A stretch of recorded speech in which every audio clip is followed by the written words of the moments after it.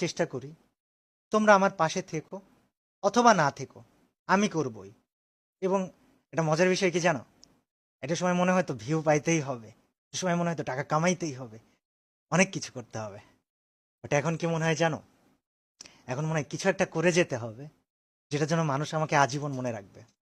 তো আগে অনেক কিছুতে ভয় পেতাম, আর এখন এখন জাস্ট একটা কথা বলি যে আগে ভয় পেতাম বা কাউকে থামাইতে হলে চিল্লা পাল্লা অনেক কিছু করতাম। এখন সবচেয়ে ধীর স্থিরভাবে, সবচেয়ে নরম কণ্ঠে, সবচাইতে ইফেক্টিভ কাজগুলা করে দেখাইতে চাই। আমার জন্য দোয়া করো, আমার সাথে থাইকো। আর এটা বিশাল অ্যামাউন্ট অফ মানুষ আমাকে প্রশ্ন করতেছে, কল দিতেছে যে ভাই আপনার চ্যানেলের 1800 ভিডিও কোথায় গেল। ওয়েল, কোথায় গেল কি হলো তোমাদেরকে বলবো না, তবে বিষয় হচ্ছে যে একটা পরিকল্পনা ছিল, আছে। আমার জন্য দোয়া করো যেন আমি পরিকল্পনাটা বাস্তবায়ন করতে পারি।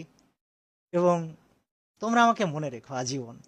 আমি তোমাদেরকে আসলে অনেক ভালোবাসি, কিন্তু তোমাদের থেকে বেশি ভালোবাসি আমি আল্লাহকে। তো আমার পরিকল্পনাটা অবশ্যই থাকবে, তবে আছি আমি কিছুদিন তোমাদের জন্য, সাথে থেকো। আর অফিসিয়ালদেরকে আমি বলবো, আপনারা যদি আমার এই ভিডিওটা দেখে থাকেন, আমাকে খারাপ ভাইবেন না। আমি এই কমিউনিটি, এই গেম, এই এটা আমার কাছে খুবই ভালোবাসার জায়গা। আপনাদেরকে আমি অনেক সম্মান করি, অনেক রেসপেক্ট করি। বাট আপনাদেরকে না দায়িত্ববান হতে হবে। অর্গানাইজার্স, আপনাদেরকে দায়িত্ববান হতে হবে। স্পোর্টস প্লেয়ার, তোমাদেরকেও দায়িত্ববান হতে হবে। এবং আমি নেতা হতে আসিনি, কিন্তু আমি সবাইকে সাথে নিয়ে কিছু পরিবর্তন করে যাব ইনশাআল্লাহ। আমাকে অনেক অনেক জায়গা থেকে, আমি ফ্রি ফায়ার ক্রিয়েটর বলে অনেক সময় অনেক কথা বলা হয়েছে যে কি করতেছেন আপনি, হ্যান ত্যান 7-17। তবে আমি ফ্রি ফায়ারকে একটা সম্মানের জায়গায় রেখে তারপরে ইনশাল্লাহ হারাই যেতে চাই।